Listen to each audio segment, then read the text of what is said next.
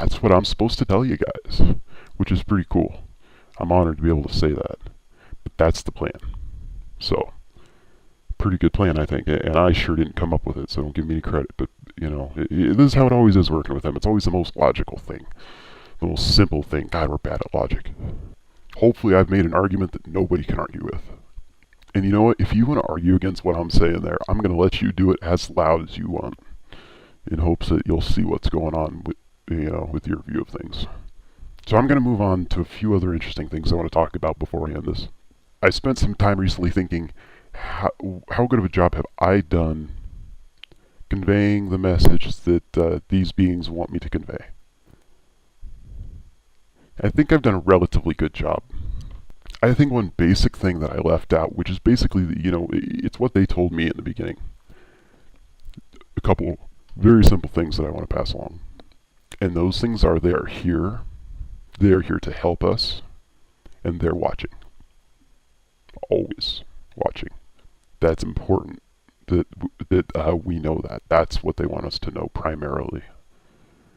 I get a lot of questions, so I kind of get sent off on tangents. We get interested in the little nuances and little things, but that's their main message, and really all they care about. And you know why they do that? Because they see we're in trouble. And they're here, they showed up to help. Aren't we fortunate?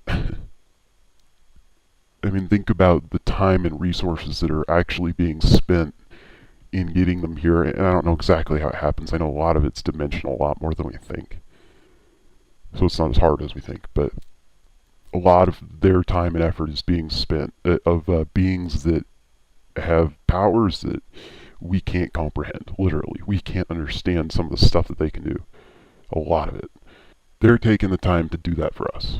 And to be quite honest, our species is a threat and not much different, but apparently they see another side of us, and I believe it's there too. And I think that other side is a lot stronger than people give credit for.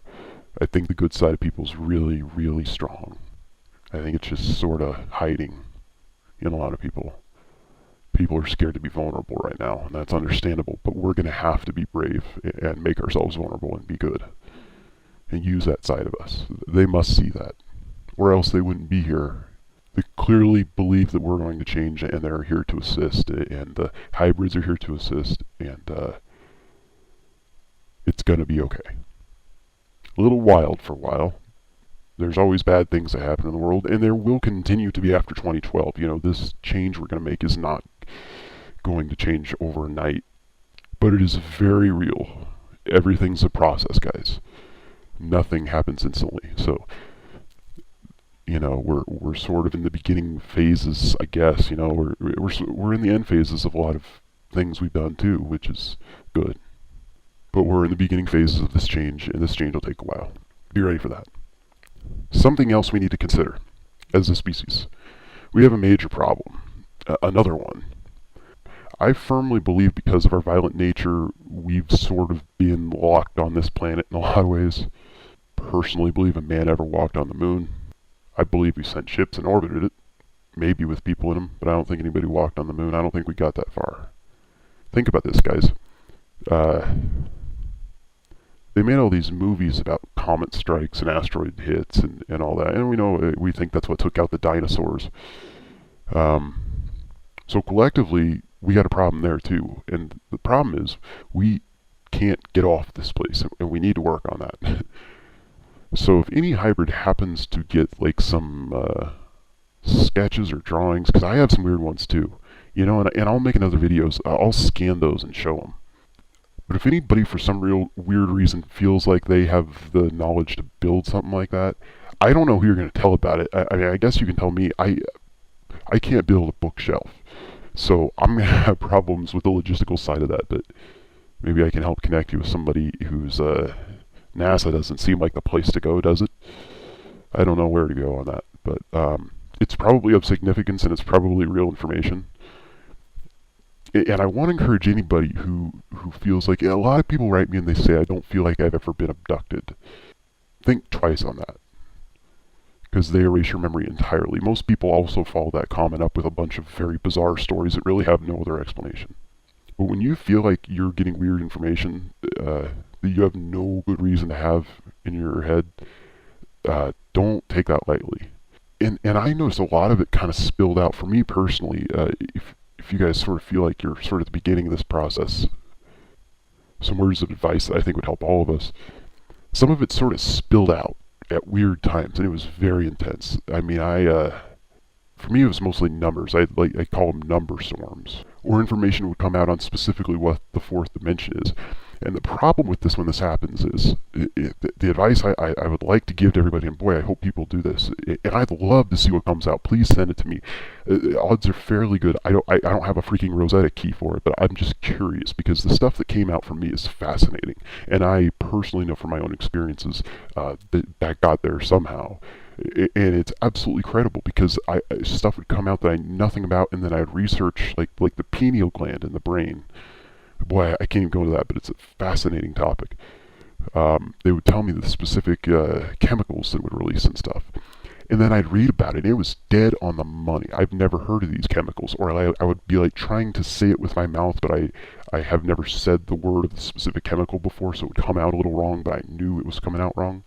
Like, a weird one I got lately is there's a specific sort of metal that we need to use. This is so weird, but there's a specific sort of metal that we need to use 6 inches thick of to safely secure our nuclear weapons, because we created way too many and can blow up the world several times, which I don't think is wise to have that sort of thing laying around at all.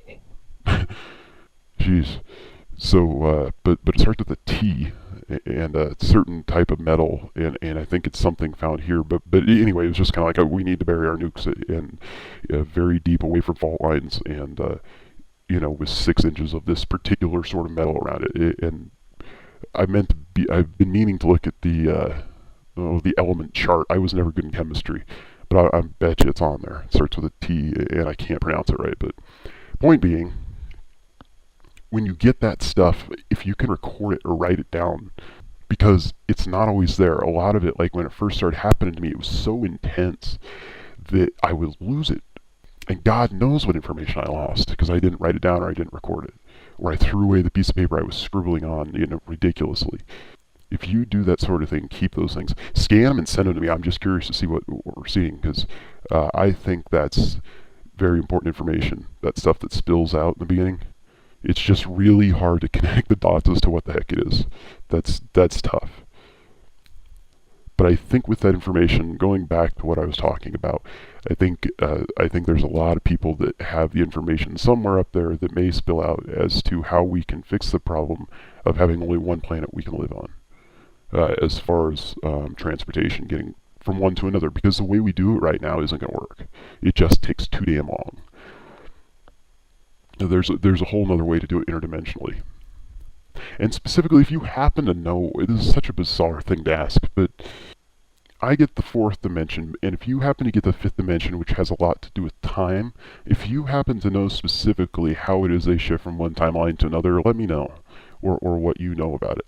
I sort of get that it folds in a cylinder type shape, and some species can cross just from one to another sideways, but some can roll it in that cylinder, multiple cylinders of timelines, because there's several of them. I don't know how many, probably countless ones. I don't know that, though. There may be a finite number of timelines, but you can cross through the gap in that cylinder if you can roll it. So you can jump from one to any other one in that cylinder, and if you can roll several cylinders of time together, you can go from one cylinder to the next, and through that way access any timeline that there is. You just have to know how to roll time into a cylinder, which I don't know how to do. So if anybody happens to have a clue, and feels connected to the subject, which obviously you are if you're still listening to me yammer on about this, let me know, please. I don't know what practical application I would have for it. I'm just curious. So, but that would come in handy as far as traveling goes. We need to know how to use the 5th dimension a little better. And the further I get along in this, I think we're going to have to hash this out ourselves. I don't think they're going to come down with, and just draw it out for us. They've probably drawn it out for us a lot of times, literally in some of these ancient structures they have, but we have not cracked that code yet. And